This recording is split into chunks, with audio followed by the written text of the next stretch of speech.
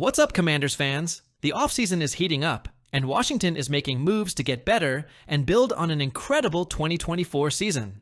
If you love seeing the Commanders make big-time moves, make sure to hit that like button, subscribe to the channel, and turn on notifications so you never miss an update. Now let's get into today's huge news. And trust me, this is one you'll want to stick around for. For weeks now, there's been speculation that the Washington Commanders could be a serious player in the Deebo Samuel sweepstakes. And now, it's official. The San Francisco 49ers have given Samuel permission to seek a trade. That means we are now in the middle of a real, serious negotiation that could land one of the most electrifying offensive weapons in the league right here in D. C. Adam Peters, the Commanders' general manager, has a deep connection with Samuel from his time in the 49ers front office. Peters was part of the group that drafted Samuel in the second round back in 2019, so he knows exactly what the dynamic receiver brings to the table. It's no surprise, then, that the Commanders are being aggressive in their pursuit of him. Foxy Sports' Jordan Schultz just reported that Washington and the Houston Texans are the two teams pushing hardest to land Samuel. But that's not all. Other teams, like the Denver Broncos and Pittsburgh Steelers, have checked in on his availability as well. Still, Washington and Houston seem to be the front runners, and that makes a ton of sense given their offensive needs and desire to compete for a Super Bowl now. Washington's offense took a huge step forward in 2024 under Cliff Kingsbury's system, with Jayden Daniels making a name for himself as one of the best young quarterbacks in the league.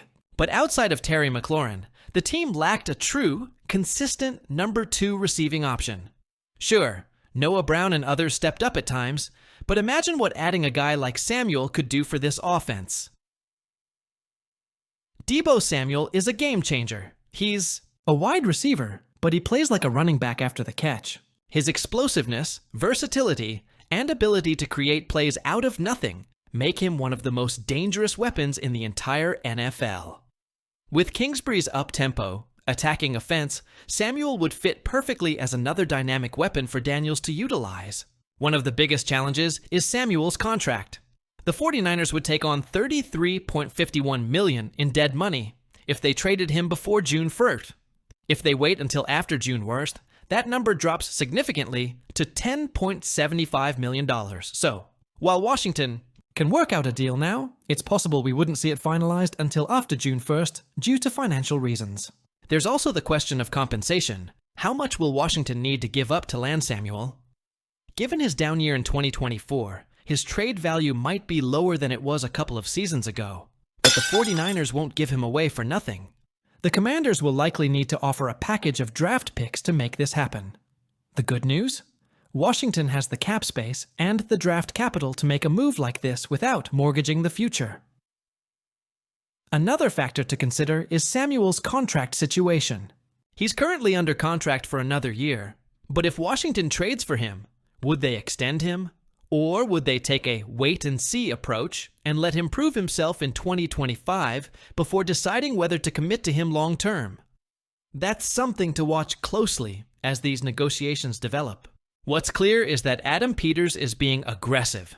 He's trying to take advantage of Jayden Daniels' rookie contract window and build a championship-caliber roster now. We saw last season that this team is ready to compete with the best in the NFC. Adding a playmaker like Samuel would only make them more dangerous. Jonathan Allen has been a staple of the Washington defense for years. He's one of the few players who has seen this franchise through multiple branding changes, coaching shifts, and front office overhauls. But in the NFL, timing is everything. And for the Commanders, this is the right time to move on. Allen recently requested a trade through his agent, and when you break it all down, it makes perfect sense.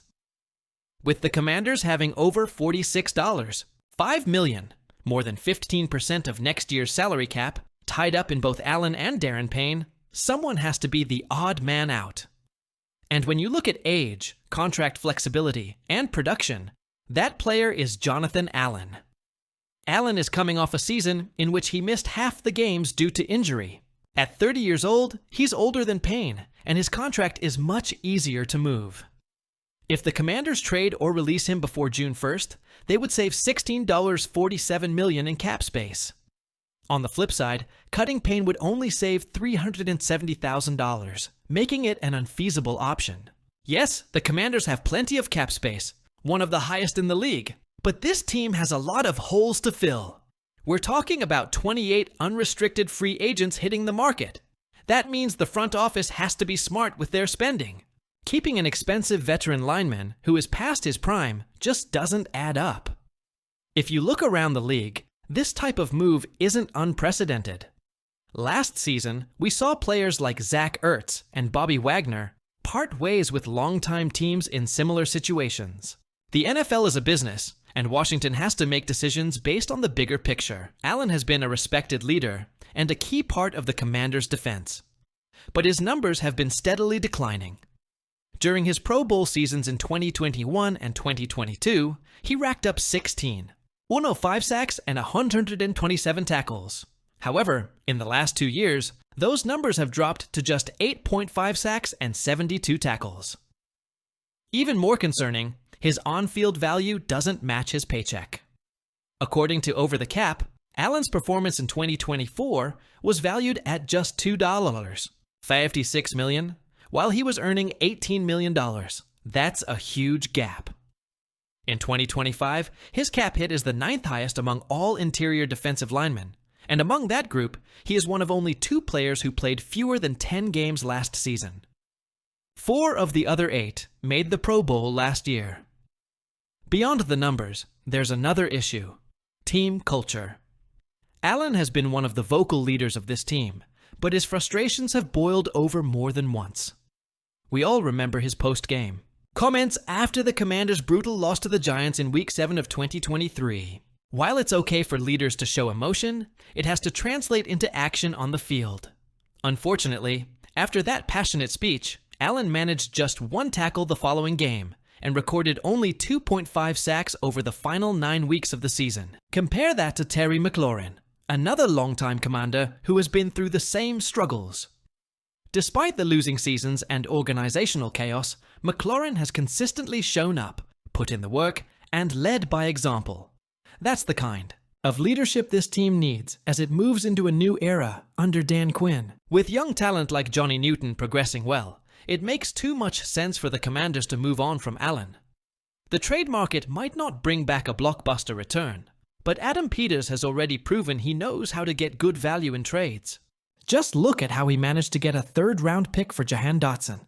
Nobody saw that coming. It's likely that Allen, wherever he lands, will want to prove he still has something left in the tank. We saw it last year with guys like Ertz, Wagner, and Austin Eckler. They all found new homes and looked to revive their careers. There's no doubt Allen can still be productive, but the Commanders are looking toward the future, and that means making tough decisions. Shifting gears for a moment, another big topic this week is Dan Quinn's insight into the Cowboys' biggest offseason move: promoting Brian Schottenheimer. As a former Cowboys defensive coordinator, Quinn knows Schottenheimer well and had high praise for him during his recent media availability. "I've got so much respect for Brian," Quinn said. "We worked together at the Jets, and I knew back then he had something special. Then, working with him again in Dallas, I saw how he handles players, how he runs an offense. He's got a rare combination of coaching ability and reliability." While Quinn has nothing but love for his former colleague, make no mistake, when it comes to game day, they are rivals. The Cowboys will be one of the biggest obstacles standing in the Commanders' way next season. But with the right roster moves, smart spending in free agency, and a strong draft, Washington will be ready for the challenge. So, what do you guys think? Would you want to see the Commanders pull the trigger on a trade for Deebo Samuel? Do you think he would be the perfect fit in Washington's offense? Or do you think the team should look elsewhere to add more weapons? Drop your thoughts in the comments below. I want to hear from you. And don't forget, if you love Commanders content like this, hit that like button, subscribe to the channel, and turn on notifications so you never miss a breaking news update. We've got a wild offseason ahead, and you won't want to miss a second of it.